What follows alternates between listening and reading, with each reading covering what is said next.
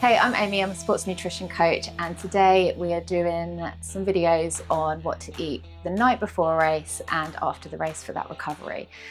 So thinking about doing a video, usually I try and make these exciting recipes, but in reality, when it comes to my clients, we just keep it nice and simple. We've got to work with what you're used to eating and what you've already practiced with, what works well on your digestion and what is going to fuel you for the race day. So yes, these meals are going to be super simple. I've even got microwave rice in case you're staying in like a hotel or anything like that, because what we want is we want something that's going to fuel your body for the race, not this big fancy recipe.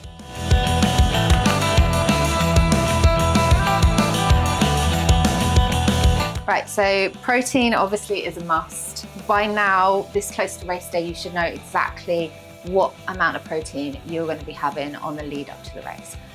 What I would say is what a lot of people do is they pack the night before with a huge meal. You need to fuel across the day before, and you also want to think about getting good quality sleep. So I'm not going to make the huge meal at the end of the day.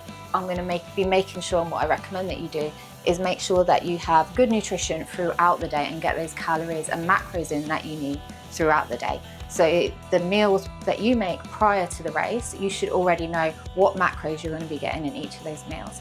Having a big heavy meal the night before can be great in terms of fueling, but it's not necessary if you've eaten those calories across the day. So another thing that we need to be conscious of on race day is the amount of sodium, and leading up to race, the amount of sodium that we're having. So anything like seasoning and things like that, usually you're okay, but just be very conscious if you're adding extra salt to your food, electrolytes and seasoning, that you're very conscious of how much sodium you're actually having on your food. But obviously you want it to taste nice as well.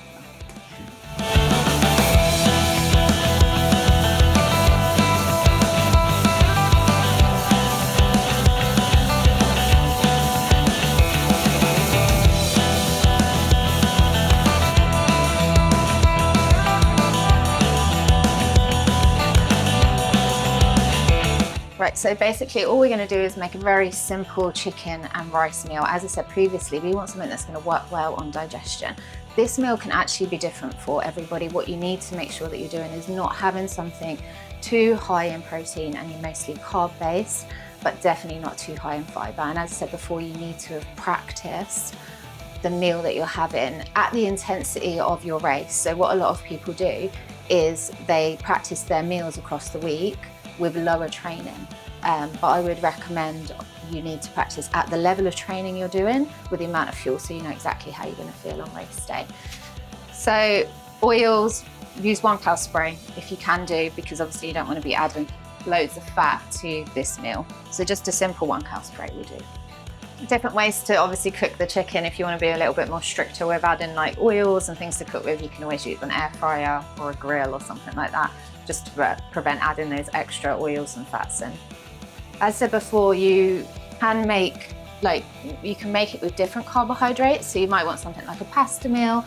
Potato's okay if you get on well with it. Obviously it's a little bit higher in fibre. Rice is just a simple, easy digest meal. But if you're having it with some fats and protein as well, it just slow down that digestion a bit. Or you can go for something like a brown rice as well if you prefer that, so it's not as quick acting the night before.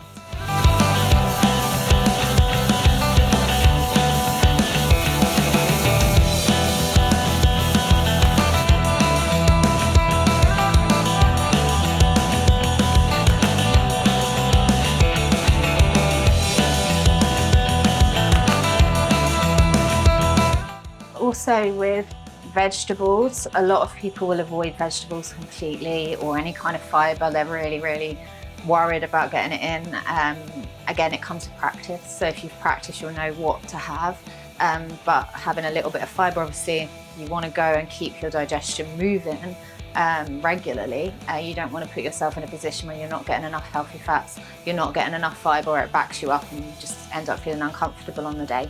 So you do need to make sure you're getting sufficient, and this is why it always comes with like planning and prepping and doing things beforehand, so you know exactly what your body's going to need to keep everything regular, but also to fuel you and stuff. So lots of things to consider.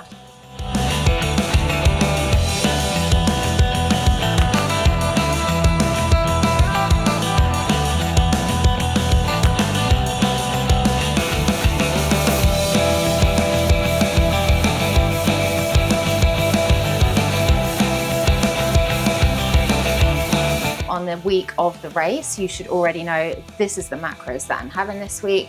These are what my meal is going to look like. This is what works well with me. It should already be practiced and then implemented on the week of the race leading up. So you're fueling your body sufficiently for the race and preparing it just like you would in your training, just making sure you've got the right equipment, you know, you've done the right training. You need to be making sure my nutrition is on point for exactly what my body needs. So that comes, like at the moment I'm not weighing the meals out, but you will be needing to weigh those meals out the day before so you know exactly what you're having and that you're fueled properly. Over a period of time you may know in your mind this works well for me, and you might not need to be as strict with the weigh-in, but especially someone who is a professional athlete, they should be doing that, and someone who's very new to it, so you're getting to know exactly how and what your body needs to work and function at its best.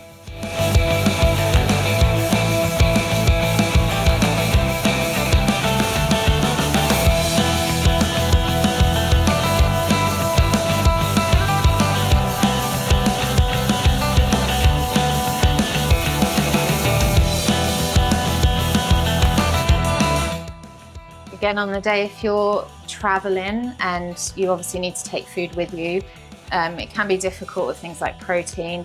What a lot of my athletes do, if they get on well with it and they've practiced with it before, it'll be things like microwave rices, maybe pots of oats, bananas, rice cakes. Often they're taking like tubs of like peanut butter or jam or honey and things like that. They'll obviously have their electrolytes, their whey sachets with them, all these simple things that you can bring, tins of tuna. But yeah, usually I'd research whether there's like a supermarket or something close by that you can get from, rather than just hoping there's like a restaurant, and obviously you don't know what they're putting in their food fat-wise as well. So if you want to be more on the stricter side with it, then prepare what to take with you and maybe research what's in the area to take with you as well.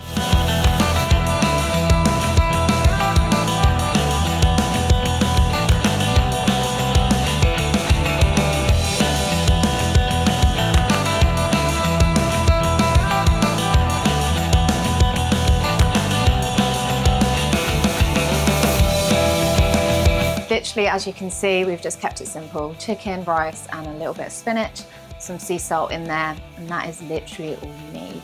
As I said before, you can have pasta, you can have other carbohydrates that suit and work well with you, but you do not need to do anything fancy. If you like this content, please like and subscribe and follow our journey.